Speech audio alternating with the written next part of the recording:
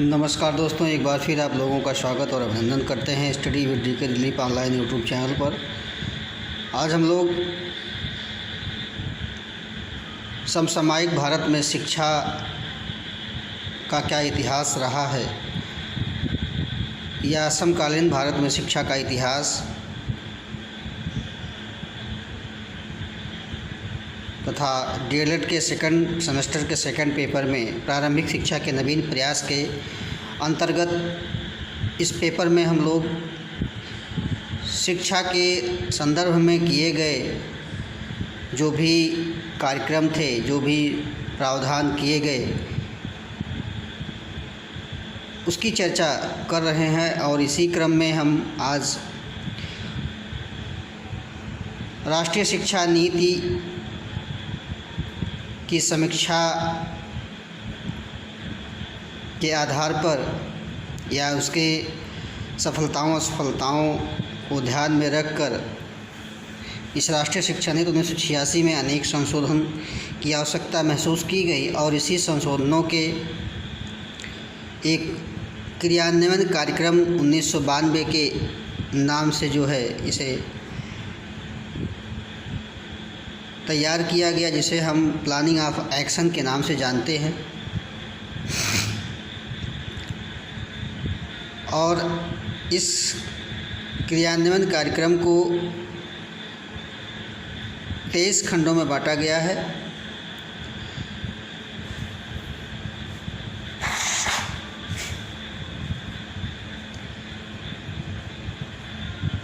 जिनमें हमें इसके जो है मुख्यतः दो उद्देश्य देखने को मिलते हैं, जिसमें हम पहला उद्देश्य देख रहे हैं कि शिक्षा के द्वारा सामाजिक व प्रांतीय असमानता की समाप्ति की, यानी कि उद्देश्य को लेकर के इस कार्यान्वयन कार्यक्रम को लाया गया। दूसरा है कि महिलाओं, वंचित वर्ग व अल्पसंख्यक स्थिति में सुधार किया जाए। तो कुल मिलाकर के जो भी व्यवस्थाएं थी राष्ट्रीय शिक्षा नीति 1986 में, उसी का संशोधन रूप कहीं न कहीं समानता को लेकर के और समानता के लिए जो है शिक्षा, चाहे वह महिला हो यानी नारी समानता की शिक्षा, और अनुसूचित जात, अनुसूचित जनजात, अन्य पिछड़े वर्गों के लिए शिक्षा और उपलब्धि में असमानता को दूर करने की बात की गई। साथ ही साथ में अल्पसंख्यकों की स्थिति में सुधार करने की बात की गई। इसके अलावा पिछड़े वर्गों को भी जो है सुधारने की बात की गई, उनके शिक्षा असर को लेकर के। तो आइए देखते हैं कि राष्ट्रीय शिक्षा नीति के समीक्षा जो है, ऐसा कहा गया कि राष्ट्रीय शिक्षा नीति के द्वारा जो है जो भी नीतियां शिक्षा को लेकर के आएंगी, अब जो है प्रत्येक 5-5 वर्ष के बाद जो है इन नीतियों की समीक्षा की जाएगी। और इसी क्रम में 1992 में भारत सरकार के द्वारा राष्ट्रीय शिक्षा नीति की समीक्षा की गई और इसके उपरांत जो है संशोधित नीति प्रस्ताव जो है तैयार करके संसद के दोनों सदनों के सामने रखा गया और इसे 1992 में पारित करके जो है क्रियान्वयन कार्यक्रम के नाम से संबोधित किया गया, जिसमें 23 खंड हैं। तो आइए देखते हैं कि इसमें कौन कौन सी बातें थी, किस समिति की अनुशंसा पर इसमें जो है बात की गई। सन 1986 में घोषित जो राष्ट्रीय शिक्षा नीति में कहा गया था कि प्रत्येक 5-5 वर्ष के बाद इस नीति की समीक्षा की जाएगी। और इसमें पहले आचार्य राममूर्ति समिति ने राष्ट्रीय शिक्षा नीति 1986 की समीक्षा की। उसके बाद जनार्दन रेड्डी समिति ने इस राममूर्ति समिति के जो आख्या था उस पर विचार किया और इसके बाद सन 1992 में भारत सरकार के द्वारा राष्ट्रीय शिक्षा नीति 1986 की समीक्षा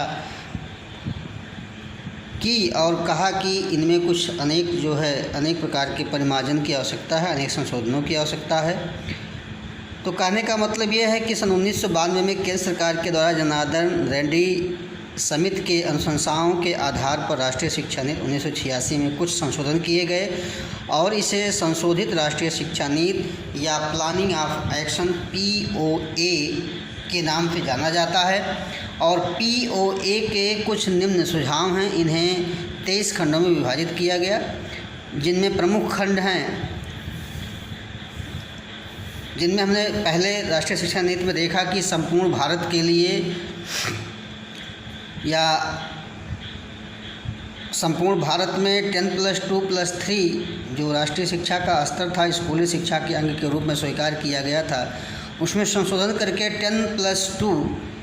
स्तर को स्कूली शिक्षा के अंग के रूप में स्वीकार किया जाए, ऐसा कहा गया। इसके बाद दूसरा है कि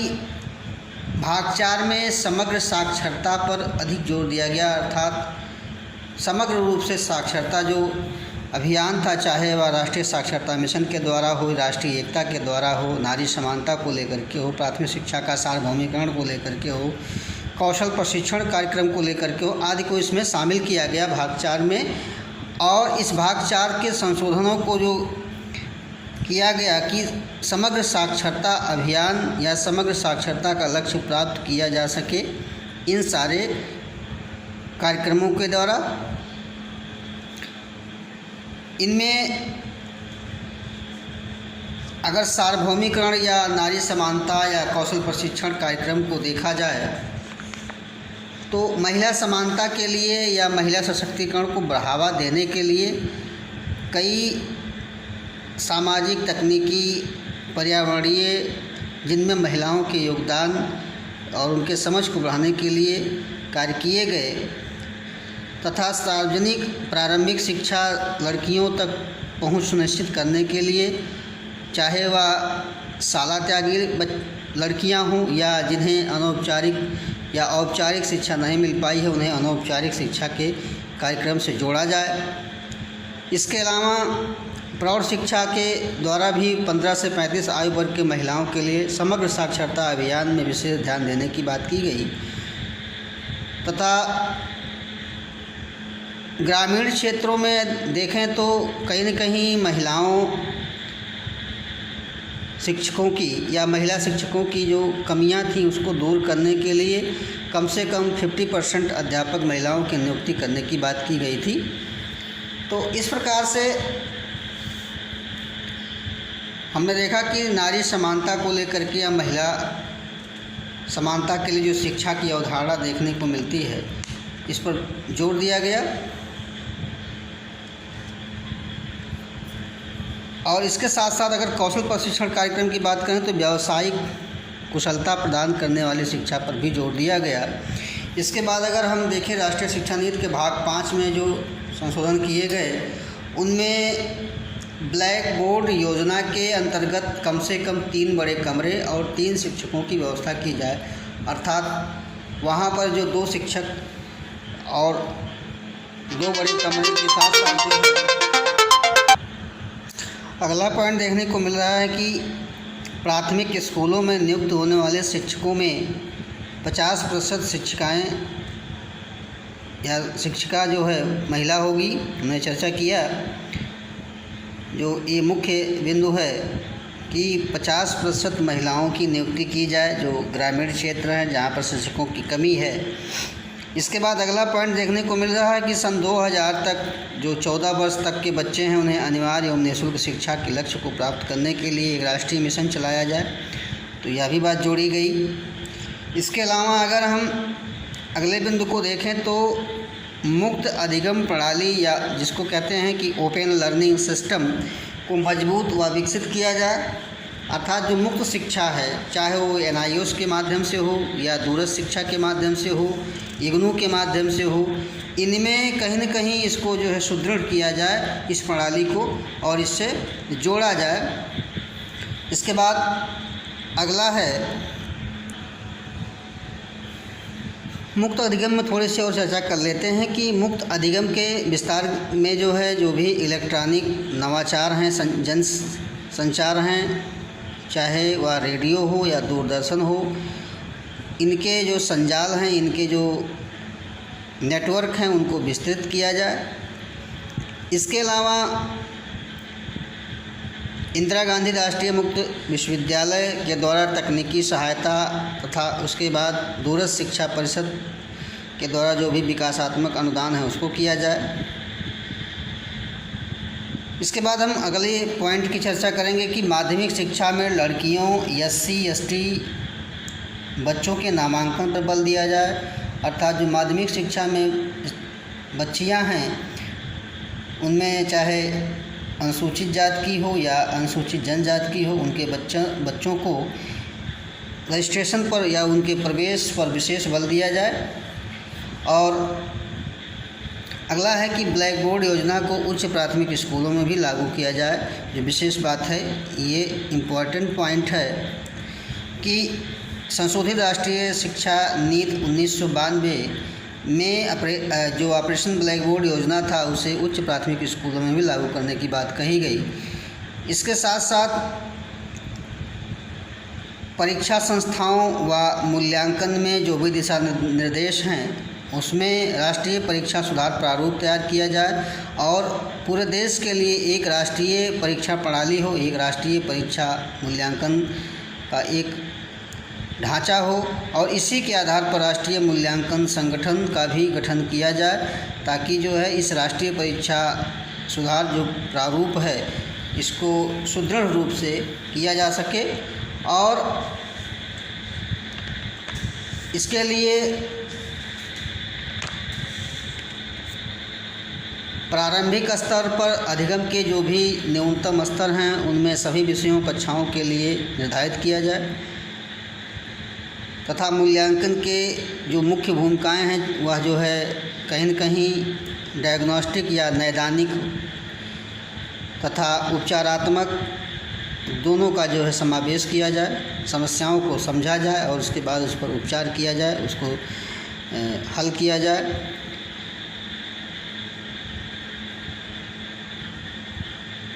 इसके अलावा अगर माध्यमिक स्तर की परीक्षा सुधार की बात की जाए तो वह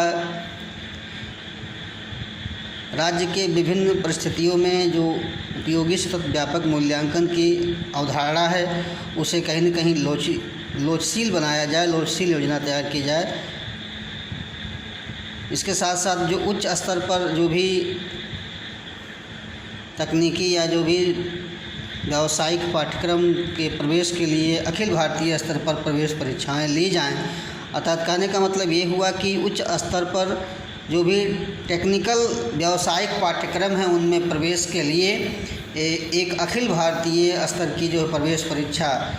आयोजित की जाए। साथ साथ में विश्वविद्यालयों को अपने यहाँ के महाविद्यालयों, संस्थानों आदि को जो है ग्रेड प्रणाली की मोटी मोटी जो है रूपरेखाएं तैयार की जाएं मोटे रूप में। तो यह रहा जो है परीक्षा संस्थाओं के मूल्यांकन दिशा निर्देश के संबंध में क्रियान्वयन 1992 का जो सुधार था। इसके बाद अगर हम भाग 6 में देखें तो कहीं न कहीं भाग 6 में इस बात का उल्लेख है कि अखिल भारतीय तकनीकी शिक्षा परिषद को सुदृढ़ किया जाए और इसके माध्यम से अखिल भारतीय स्तर पर जो भी प्रवेश परीक्षाएं हैं उसको कराया जाए। इसके बाद भाग 8 में संशोधन करके प्राथमिक व माध्यमिक शिक्षा में जनसंख्या शिक्षा पर विशेष बल देने की बात की गई, अर्थात जनसंख्या शिक्षा को बढ़ावा देने की बात किया गया। इसके बाद अगला पॉइंट है कि शिक्षा पर राष्ट्रीय आय का 6% से अधिक व्यय किया जाए। तो यहाँ पर 6% से अधिक व्यय करने की बात की गई। इसके बाद कुछ अन्य बातें हैं जो संशोधित राष्ट्रीय शिक्षा नीति 1992 प्लानिंग ऑफ एक्शन के जो मुख्य रूप से कुछ बातें ऐसी हैं जिनमें विकलांग बच्चों को पढ़ाने के लिए सामान्य बच्चों के साथ साथ भी जोड़कर एकीकृत शिक्षा प्रणाली की जाए, अर्थात समावेशी शिक्षा की बात जो है इस नीति में किया गया। इसके बाद जो 300 जनसंख्या वाले क्षेत्र पर प्राथमिक स्कूलों को खोलने की बात थी, वह अब 200 जनसंख्या वाले क्षेत्रों में एक प्राथमिक स्कूल खोलने की बात की गई। इसके साथ साथ 3 किलोमीटर की दूरी के स्थान पर अब 2 से 3 किलोमीटर के अंदर एक उच्च प्राथमिक स्कूल खोले जाने की बात कही गई। साथ ही साथ दूरस्थ शिक्षा परिषद इग्नू की सहायता के लिए स्थापित किया जाए, ताकि दूरस्थ शिक्षा में रेडियो दूरदर्शन को जोड़ करके इसका विस्तार किया जाए। तो इस प्रकार से हमने देखा कि संशोधित राष्ट्रीय शिक्षा नीति में कुछ मुख्य बातें ऐसी थीं। साथ साथ में अध्यापकों के प्रशिक्षण के लिए भी बात कही गई, जिनमें डाइट्स का भूमिका, अध्यापक शिक्षा महाविद्यालय की भूमिका और शिक्षा उच्च अध्ययन संस्थान में सुधार करने की बात की गई थी। साथ साथ में अगर कुछ और बिंदुओं को देखा जाए तो अनुसंधान एवं विकास को भी जो है बढ़ावा दिया गया, जिनमें प्राकृतिक व सामाजिक विज्ञानों, मानविकी इत्यादि में अनुसंधान तथा विकास को बढ़ावा देने की बात की गई। इसके बाद कुछ और बिंदु हैं जिनमें हम लोग चर्चा थोड़ी सी कर लेते हैं, जो हमें राष्ट्रीय शिक्षा नीति 1986 में देखने को मिला है। उसी क्रम में कहीं न कहीं यदि हम नवोदय विद्यालय की बात करें या व्यावसायिक शिक्षा की बात करें, तो अभिभावकों की सामाजिक आर्थिक स्थिति को ध्यान में रखते हुए जो उच्च गुणवत्ता परक बच्चे हैं या जो प्रतिभाशाली बालक हैं, उनके लिए 1986 से नवोदय विद्यालयों की स्थापना की जाने की बात कही गई और 8वीं पंचवर्षीय योजना के समाप्ति तक सभी राज्यों के सभी जिलों में नवोदय विद्यालय प्रारंभ कर दिए जाएंगे, ऐसी बात कही गई संशोधित राष्ट्रीय शिक्षा नीति में। व्यावसायिक शिक्षा की बात अगर करें तो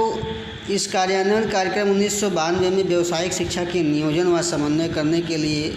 दिशा निर्देश दिए गए और व्यावसायिक शिक्षा संयुक्त परिषद गठन करने की बात कही गई, ताकि उनकी गुणवत्ता बनाए रखी जा सके, शिक्षा तथा रोजगार के बीच जो भी संबंध हैं उनको मजबूत किया जा सके। इसके साथ साथ माध्यमिक शिक्षा की बात हमने किया अभी कि माध्यमिक शिक्षा में बालक बालिकाओं की पहुंच को बढ़ाने की या उनके नामांकन में जातिगत जो भी लिंग विभेद है उसको कम करने की बात की गई थी। जहां पर माध्यमिक स्कूलों की सेवा नहीं दी जा रही है या जो असेवित क्षेत्र हैं वहां पर नए स्कूलों को खोलकर वर्तमान सुविधाएं जो है SC ST वर्ग के बच्चों को दिया जाए। तो इस प्रकार से हमने देखा कि राष्ट्रीय शिक्षा नीति की जो संशोधित राष्ट्रीय शिक्षा नीति 1992 जिसे प्लानिंग ऑफ एक्शन के नाम से जाना जाता है, इसमें कुछ मुख्य बातें थीं जिसको हमने देखा और जाना